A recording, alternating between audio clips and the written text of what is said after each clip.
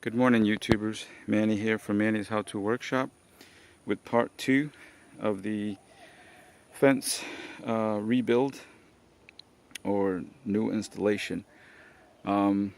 Yesterday we were able to go ahead and clear the area, and also we were able to go ahead and demo the fence.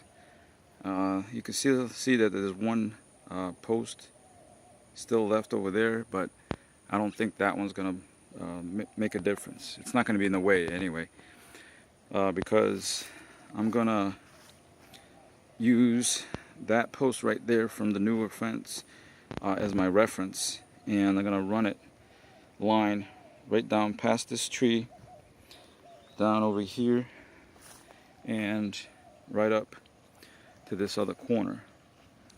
And this stump right there and this little stump may have to come out, because once I try to square it up, and then depending where the line falls, that's going to let us know if we need to pull it up or not.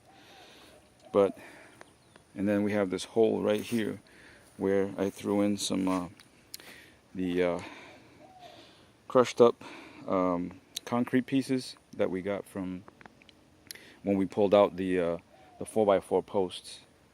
You can see that still, like this one, there's a remnant of that. We're gonna have to chunk that up and fill in this hole.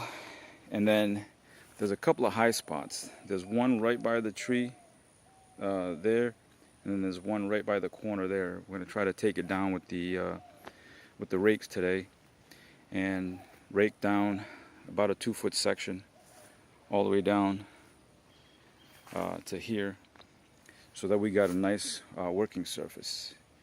And then put the line down, and then measure out where our post hole's gonna be dug. And hopefully the goal for today is to get this rake down and install all the fence posts, because they're gonna need a good day to go ahead and for the concrete excuse me, in the base to cure. So tomorrow we're off, which if we get it all done today, and tomorrow it'll cure, and then first thing Wednesday morning we can go ahead and start installing the brackets and the kick plate, or the kick board I should say. All wood, by the way, is pressure treated.